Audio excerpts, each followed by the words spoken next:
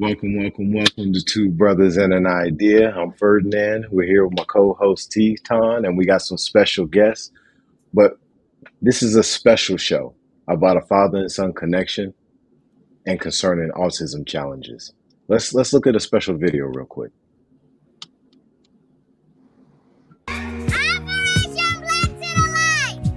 We need to come together when we killing each other in our own backyards, and we worried about what's going on in Philly, Jersey, DC, and it's happening in our own community. What I'm saying is because I physically took away from the neighborhood, I owe it. And I'm gonna put it back. I may never live long enough to put it all back, but every day I try. There is an operation that begins within the heart of man. And through that transformation, the narratives will change and the real stories will be told. This is Operation Black to the Light. Shout out to Operation Black to the Light. Shout out to the big homie Fritz. This is our special guest that we got in the house today. We're here with my brother T-Ton. I'm Ferdinand. We're here with Rashid. Let's go. Two Brothers and an Idea. That was dope right there. Peace. Peace, fam. Peace, family. Peace. So I really thought that this would be me and Ferdinand was really having some conversation over time, and we thought that this dialogue was fitting for the topic where we've been talking about fatherhood and manhood, and to be able to have a father and a son together and sharing the experiences, the highs and lows. So I just want to take this time to first acknowledge my good friend Fritz and his wonderful son, his handsome fellow man from Rashid, and give them gentlemen flowers in this moment in conversation. So this is why we're here. We're here to celebrate the journey. There is a triangle between the three of us where we've worked together in the community and had a great opportunity to meet Rashid when he was 16 years old. And oh, by the way, it's Autism Month, and we want to give a shout out to all those young people who are extraordinary superheroes and are operating in this month in their extraordinary gifts. Back to you, Mr. Ferdinand, sir. Hey, we just blessed to have you, brother. Hey, brother Fritz, tell us a little bit about your journey. We've heard a lot about Ungentrified and the movement that it's on right now, how you're helping our people. Like, help us understand a little bit more about how we can help elevate what you're doing. Well, thank you for all the flowers. I appreciate the opportunity for being here with you guys. I definitely appreciate knowing that there's like-minded people out here. You know, when you're trying to do right, it feels like you on an island. You know what I'm saying? So, you know, it's definitely a welcome pleasure to be in the company of you two fellas. And as far as Ungentrified, the LLC is concerned, the idea came from, you know, access to home ownership. You know what I mean? It's really like a fast track into home ownership. Instead of doing the whole 15-year, 30-year mortgage, you do the Ungentrified way. Less money, less problems way. You know what I mean? So the long and the short of it is, the idea was to live debt-free, regardless of how much income you make. You know what I'm saying? So at the time when we started Ungentrified, in the communities where most of the crime and violence were located, the real estate was dirt cheap. And a lot of people at those times they would look at it like it was a curse almost. They would look at what a distressed property was and look at it like it was trash. And to be honest, I was in the streets. I was the cause of some of the decline of those home values. Wherever I was, lower property values came right behind it. You know what I mean? So long story short, the idea was the idea is the majority of what someone spends monthly is usually the biggest check they write is for the roof over their head.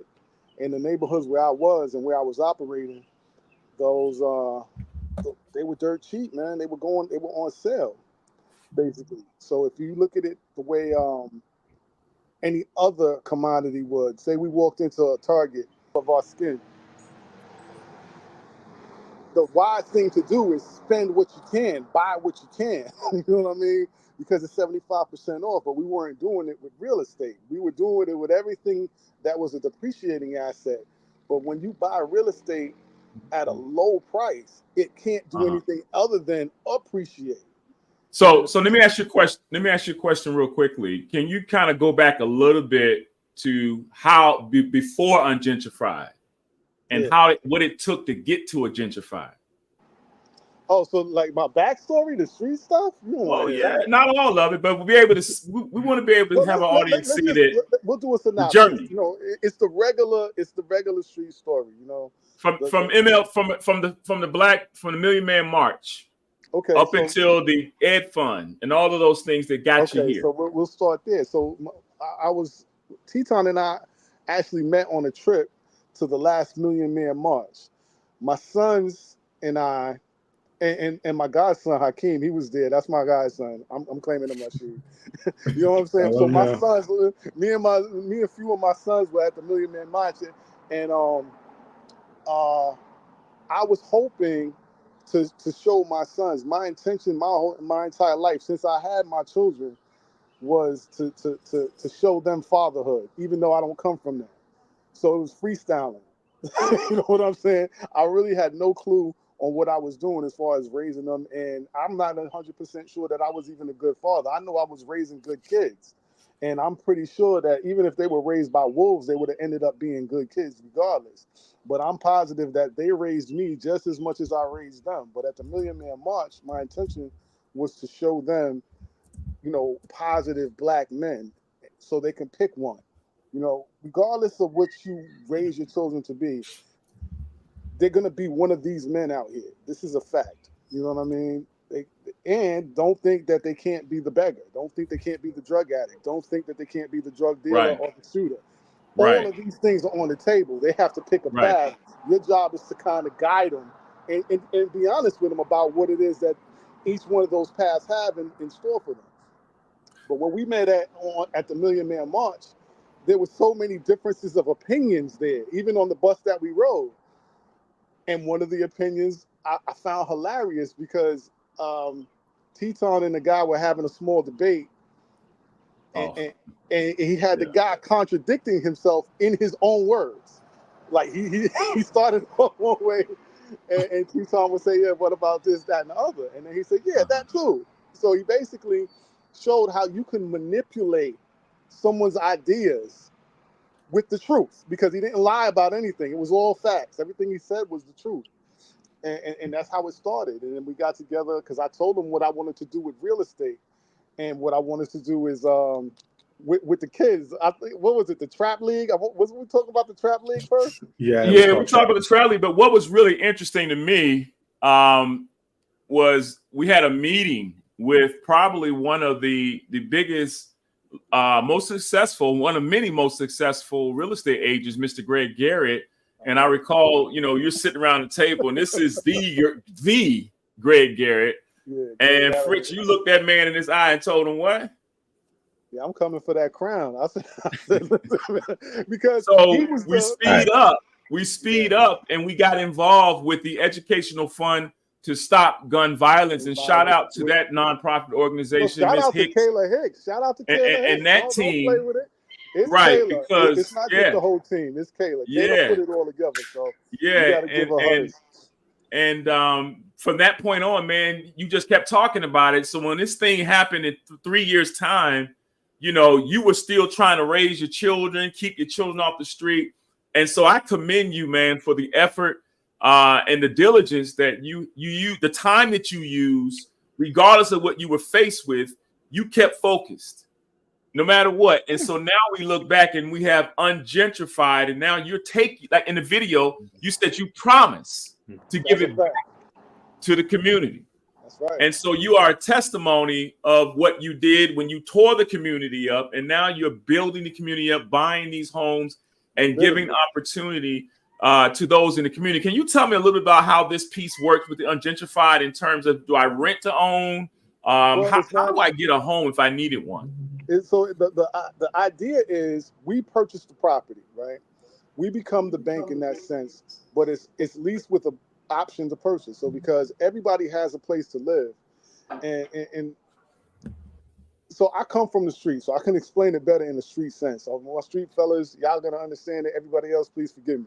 But it's the best drug on the planet, right? If you look at it as a commodity, not everybody smokes bud, not everybody sniffs coke, not everybody shoots dope, but all of them want to go home. All those addicts want to go home. All those dealers want to go home.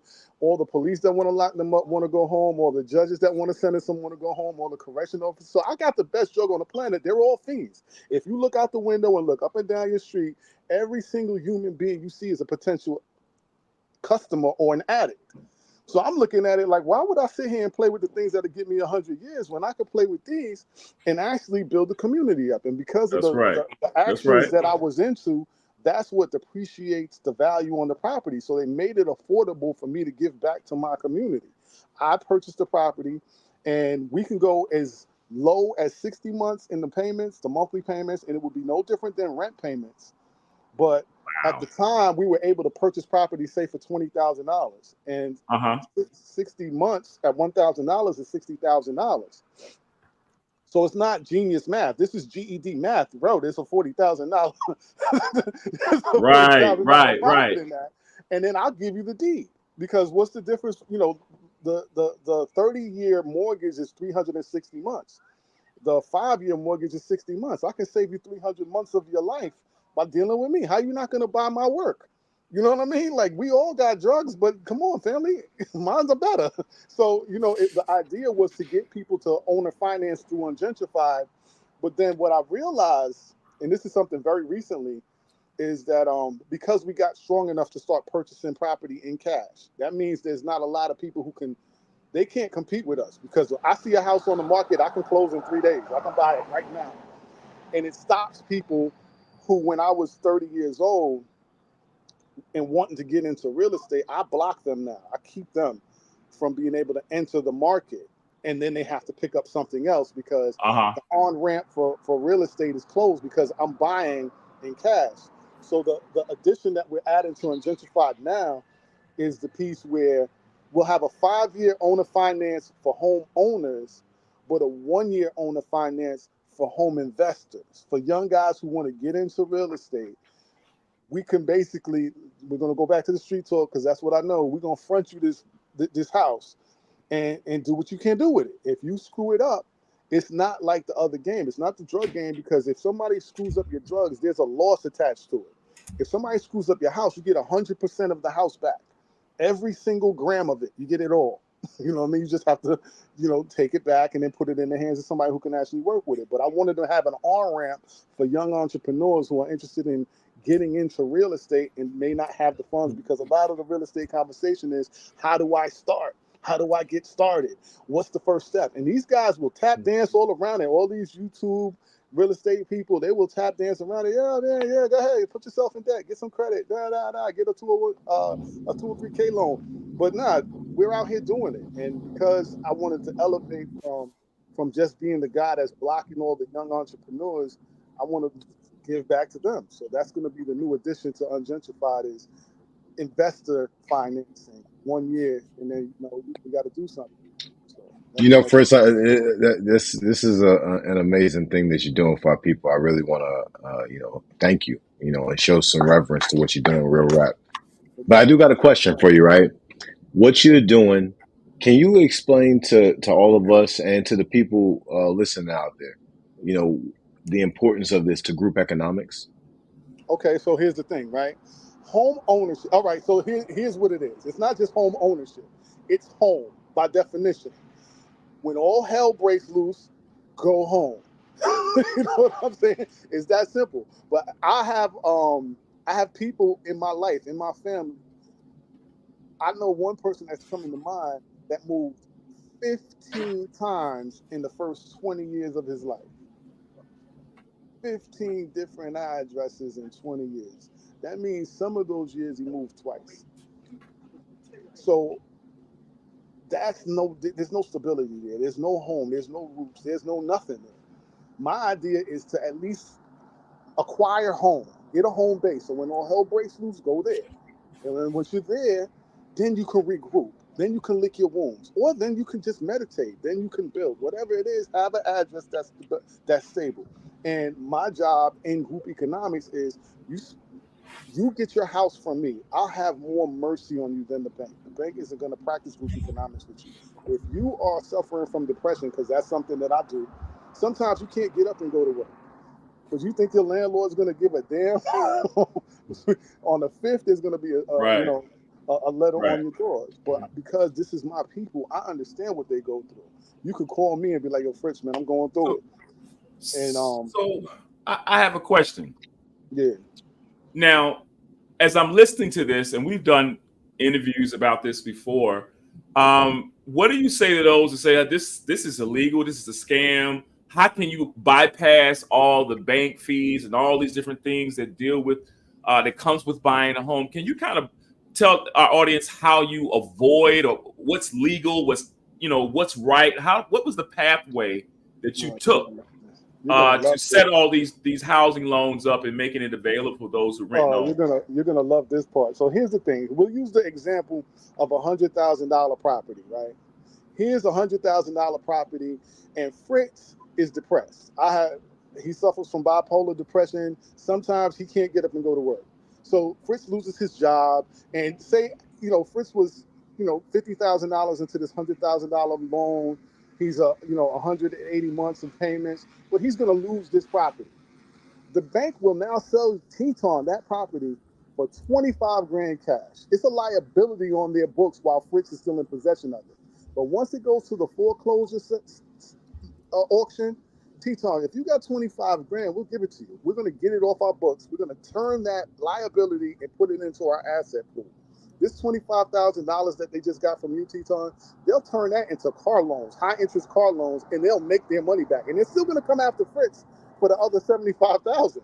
So while I'm filing Chapter 13, you got a property that's worth at least $100,000 for 25% of its actual worth, its value. So, and I like the fact that you brought up group economics. I am a student of Claude Anderson. I feel like he is my godfather. And my when you're practicing group economics, I mean it in its literal sense. I'm not just talking about me and my children or me and my people. I'm talking about us as a people collectively, because there are a lot of people who I've met who practice group economics for their group. They're trying to enrich their group, Right. and Right. they will take away from us to do it. Right. You know what I mean? So I'm not that guy, and I'm definitely making the distinction right here, right now, that when you talk about group economics with Fritz, Fritz is talking about the entire group. I am not talking about the guy who's trying to enrich his friends and his family so they can feel better than the rest of us. I don't need anybody to look down on. I want people next to me, not above me or below me. So, but as far as as far as the the the uh, the obtaining property, this is what the banks do. They take their liabilities and sell them so that money can become an asset. I'm just the guy with the cash. I took I started with a tax return. I started with a $6,000 tax return, Uh-huh. and that was a 20% down payment on a $14,000 foreclosure, and that's how we started. You know what I mean? It was Wow. so there's no PMI. They're not looking at credit at 20. When you could put 20% down on a mortgage, they're not even going to look at your credit anymore. So when you're talking about how do you get in, what's the on ramp? It's traditional on ramp is being able to put down 20%. I'm fortunately in a position where I don't have a mortgage. I haven't had a mortgage in 13 or 14 years, something Uh-huh. like that. And fortunately for me, I'm very fortunate. But that's the way to do real estate, because when I borrowed money, I lost everything at one point. I borrowed money from people, well, from the bank. I had mortgages, and then while I had the mortgages, the 2007 happened, 2008 happened. I had 5 mortgages when 2008 happened. I was literally selling houses for what I paid for them, just trying to get them off the books, like the bank would do. So I Mm-hmm. know exactly what the bank goes through when somebody stops making the payment. It's just like, oh, wait a minute, man, we got to lighten the load, because I got somebody the same way Wells Fargo would call me 3 times a day. They called me 9 o'clock and I didn't have the mortgage. What makes you think I have it at 2 p.m.? I still don't have it, but I'm always going to answer the phone because I owe you the money. You know what I'm saying? I'm never going to not answer the phone, but I'm telling you Right. the same story. Bro, if I had it, you'd have it. You know what I'm saying? But I Let's let's understand let's now. uh, let, let's shift let's shift just a little bit, right? So thank you for letting us know all those great nuggets of information, because I'm telling you right now, our people need it. Um, but tell us a little bit about how that journey meshes with you and fatherhood. Well, the fatherhood part is first. Everything that I do was based on my children. So the hard work, it's easier when you're coming home to your children. You could be dog tired, exhausted, but you'll be satisfied when you get to come home and see your children. Somebody can wag their finger in your face at work, and then you look at your screensaver and there's your kids. So you don't grab the finger and snap it off. You know what I'm saying? You just say, okay, no problem. I'll do better. You know what I'm saying? And I was, I did that for more than 20 years. I did it for 24 years. And it was all on behalf of my children and just my experience in life. My experience was harsh, and it was easy to raise my kids because I actually gave them the opposite side of that coin. Whatever I had, they didn't get. Whatever I cried for, they got it without asking. You know what I mean? So fatherhood, I didn't need a father to be a good father. I just knew the things that made me cry and never to expose my children to it. And then, hopefully they'll understand that was my motivation. And I prolonged a lot of things. I didn't have a drink until I was 45 years old. I What? didn't start, I didn't start drinking until I was 45 because when I turned 45, my youngest son turned 18. So if I screw my life up, everybody's grown. You know what I'm saying? So it was more so, Yeah. okay, this was my dedication to my next generation. My life is what I have for them. And then what I do with it is the example I set. And then they ended up shooting way past me. Like I learned things from my son That's that I it. would have never come up with myself. That's it. And That's so it. it kind of works. It's just committing yourself to the next generation. And then we all kind of look alike. You know what I'm saying? So you literally could see yourself Right. in the next generation. So if there's nothing else to be motivated about, just look Mhm. at them and then know that Absolutely. that's your commission. You didn't ask to be here. So Hey, Rashid, it's a good segue, right? So, have you been a part of any ungentrified projects? Let's see. A few of them. I've seen all the houses that my dad's been working on. I've been under a few of the houses with him, just pulling stuff up. yeah, Right. cheap labor, man. Cheap labor. I got to get it where I can. Yeah, I How had a does it how chance. does it feel to be a part of how does it feel to be a part of a movement like this? I mean, it feels great, and it feels even better to see my dad actually get it done. Like he would just come home from work like dog tired, but still have the energy to explain all these crazy ideas. And I was like, Dad, it's like 11. I need got school in the morning. You, Yeah. Wow. But he I gets had it an done. opportunity. I had an opportunity, Ferdinand, to go out there, and I think I visited a couple of their first few houses, and it's actually located in Newport News, Yeah, East everything's End, done. correct? All East And End. it's an amazing thing to see, because when I watch them uh, refurbish the home, and then Fritz will come in with the high end, LED lights. He would come in with the high technology. I said, wait a minute, man, you took Yeah. this little bitty house, or you took this very large house, and they modified it and made it very modern. And Yeah. so you can appreciate it, that what they're doing is an excellence. They're not halfway putting a nail crooked in a piece of wood No, and got gotta be some, done right. got some Korean or Chinese, dry wood. You know how it has been done and some of the things that happen. So I really respect the fact that they good product, good material, and the city in that area is starting to look wonderful since the last time I visited. So we appreciate that. But Ferdinand, I want to segue also back to Rashid, because Rashid, as though his father, plays a special place in my growth, in my development, in my journey in the community, and all the work that I had access to. Rashid is one of the very unique brothers that I was able to meet, because he was a part of a program with the Educational Fund to Stop Gun Violence, where we created an opportunity for young people to give their story and tell what they are experiencing through the lens of gun violence in their communities. And so it was an 8-week program, would allow them to, we showed them how to put short stories together, basic stuff that will help them develop storyboards, to coming up with their ideas, to going into how to do interviews, and of course, some basic lighting techniques. So this young man had opportunity to do rewarded. Was it $500? Well, you guys got $500 at the end of the training. And it was just a great opportunity. We got coverage from Vice magazine. We had a lot of community engagement all across the state. And so hats off to you, Fritz, and hats off to you, Rashid, for your opportunities and things that you were able to give back. And we want to take a look at that project and hear what Rashid has to say and where he is now, from Hands Without Guns to what he's doing in his life now in 2024. With an education, it doesn't matter where you come from, you always have a chance to escape your situation. Unfortunately, my brother took a different turn. I was a good student in school, but I was so far into the streets that school wasn't really effective for me, for real. And you don't look at the school part and your future no more. That's what people don't look at their future when they in the streets. They living for just that moment, because they can die that day. That's how I used to live. My brother Devon was an astonishing student, but in the cases of many like him, firearms made themselves more available than diplomas. I was 13 to 14 when I first started participating in gun violence, but I would say my first firearm was at the age of 11. I lost plenty of friends to gun violence.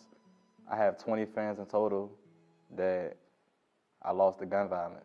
I really want to change, because I don't want to keep living the way I'm living, keep having to worry about somebody trying to do something to me. Hearing Kalia's grandmother tell a story about her losing her son, it hurt me, you know what I'm saying? My son, he the most adorable thing, man. I love that little dude. When I first came home, my son didn't even want to touch me, you know what I'm saying? Like, he didn't even want to hold me. So, I know how I feel, you know what I'm saying? My daddy got 59 years, you know what I'm saying? So, it just ain't nothing I want to do no more. It was interesting at first. I mean, it was fun. So you start losing people. So you get shot at and you don't know who's shooting at you. So you gotta have your son in the car. You can't even ride with your son in the car, because you worry about somebody riding up beside you, shooting up the car and killing your son. Not you, but your son. I may never know what my brother's life would have been like if he made different choices in his past, but what I do know is his present. One might think of all the harm caused by one man with a gun, but I think of all the good a man caused by putting it down. Wow. Wow. So, Rashid, you were 16 years old. And if you can you just share from your experience what program was like, how it gave you a different look as it relates to gun violence? And lastly, right, how did it help you look at life differently in 2024, looking back at that video? Let's see. So it was a great program. I was really into journalism back then. I took a different route for school, but I still respect the trade of the craft. In being able to just talk to people and learn how to interview people. And I've slowed down how much I talk now. You can hear that, but being able to ask hard questions in a easier way is definitely a skill that I have to use nowadays, and still grateful that I have it now. And for the nuts and bolts of actually making the video and the project, kind of just getting to express my brother's story, a lot of which that I learned during the making of that. I was actually pretty young when Divine first went away, so a lot of it was just, I could kind of guess what was going on, but never actually had the full story until I actually just heard it from him when we were doing the interview, and helped me learn more about my brother, who loved him to death, but for a lot of my childhood was kind of a stranger. And I got to see this part of him then and there that I didn't get to see growing up. So I'm always going to be grateful for that. Well, I noticed that, and this is the last day, I think it is, if I'm correct, it is Autism Month.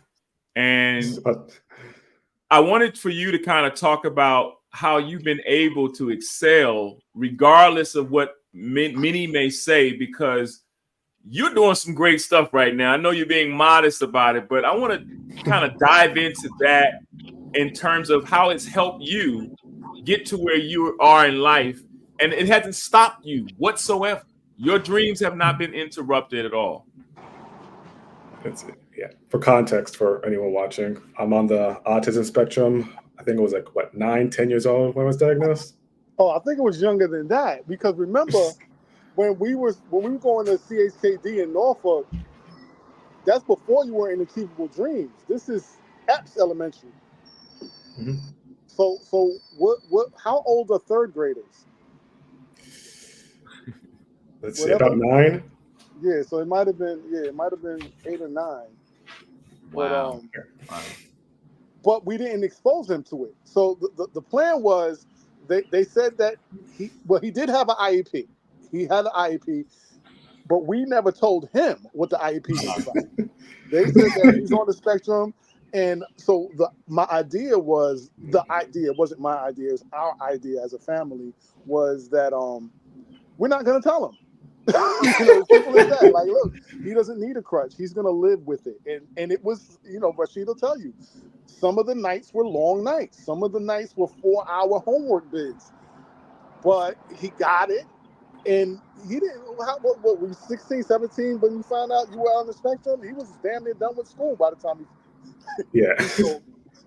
So we just didn't tell him, and he learned how to live with it. And it worked because he's brilliant. And once he got the hang of it, that brilliance shined, and literally shined. Ask him his story. Tell him how far he's got with it. It's amazing. You got a question, Ferdinand?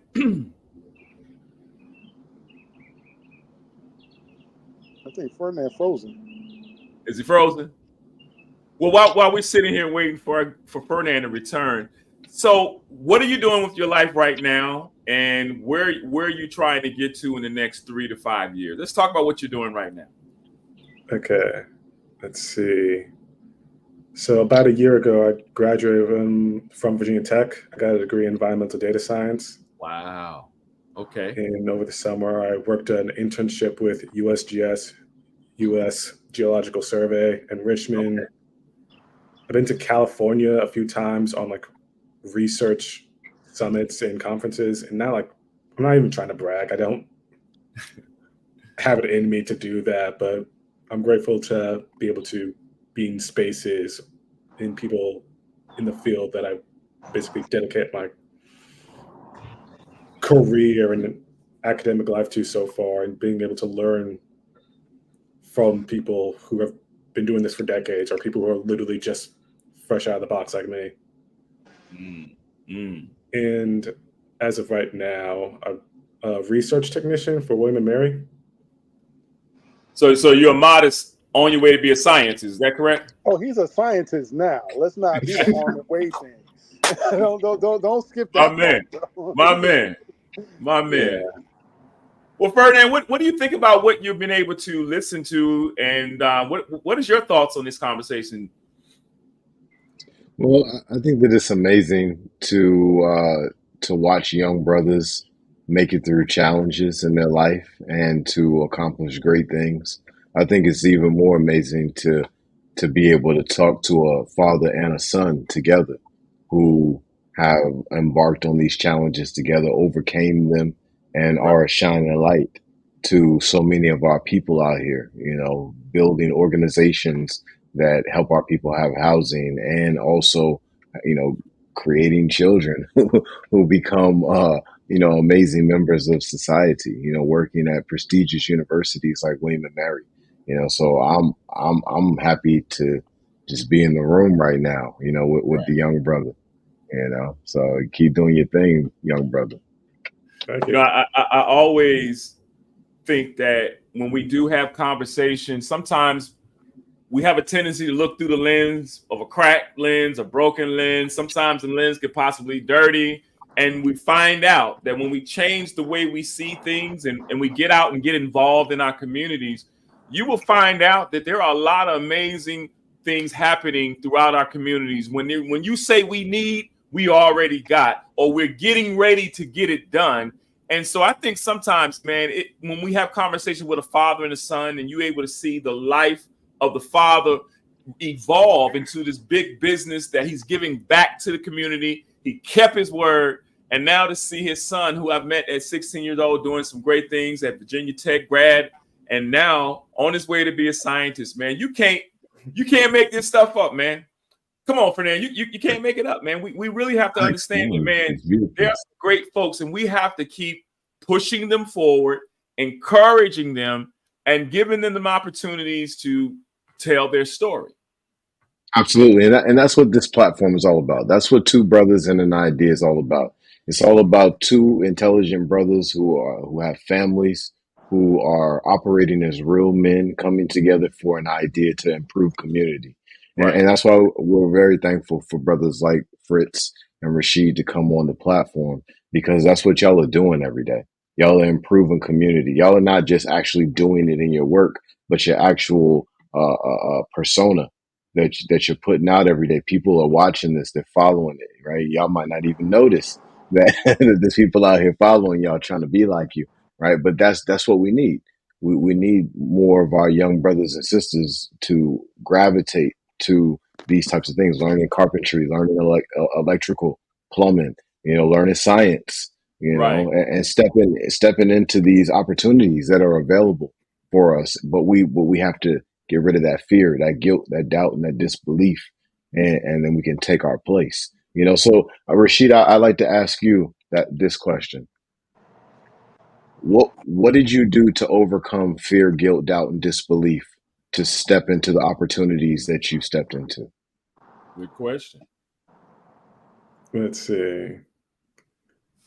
I mean, might as well keep it real therapy. I've been in therapy for a while. Facts. So let's see.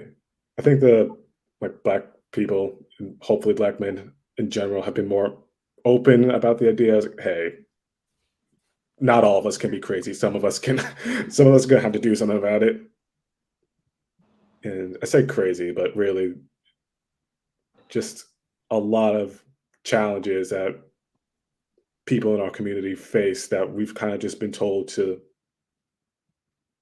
deal with it in ways that were most cost effective or time effective. And I mean, back to the autism thing, this is Autism Awareness Month. I have a cat that's currently trying to destroy the place. Forgive me, but okay. That's okay. You're doing well, sir. But yeah, doing well. I found out.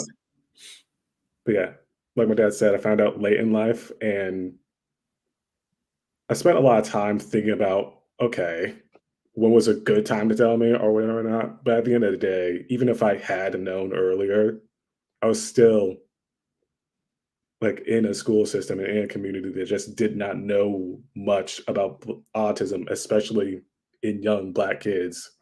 Even the fact that I had a diagnosis is something really rare. I've met plenty of people who are people of color or women who find out they have autism years afterwards. And by that time, what do you do? It's so much to learn and unlearn at that point. Right. Well, man, I really appreciate you having the courage and the time to come on and just kind of share your story. I'm always talking about you all, that crew that came in with Hands Without Guns 2.0. I'm constantly checking on you to see what you're doing, keeping in touch with Dad, man. So to me, man, you like a second son of mine, man, my third son of mine, matter of fact, man. And I'm just happy to be able to see you again and to know that you are on your way up, brother. So appreciate your time. I mean, if there's anything else that you're doing in your community, is there some other efforts or activities that you have going on? Please let us know, man. Let us know. We basically want to be a support for you if any events that you have going on. So just some kind of things you got going on at the school or in the community? Then you got me at a bad time. Right now, I'm just trying to get into grad school, so fingers crossed on that. Oh, yeah. So hopefully I can come back to you with some more ideas that are a bit more interesting than me just going back to school. No doubt. No doubt. But Rashid, man, we appreciate you, man. We appreciate your time. And thank you for stopping in with Two Brothers with an Idea. Our idea started before Two Brothers, and now we see the manifestations of what the idea is, and that's for our community to grow, right? To create, to build, right? And sustain what we have. So thank you. And my brother, keep in touch. And we look forward to following up with you very soon, sir. Thank you so much. All right. All right. Peace, y'all. My brother. Take care. Thank you again. And thank everybody out there. Please love, comment, share, all of that. Two Brothers and an Idea. We out here. We here to stay. All right. We're telling the story of the brothers. All right. We're enhancing and empowering community. Support what we're doing. Y'all help us out. Like, share, comment, all of that. Right. Support this young brother. Right. He over there at University of William and Mary. He a scientist. Y'all support this brother. All right? Yes, sir. Y'all take care. Y'all be blessed. Yes, sir. All right. My dad's phone died, but he says peace too.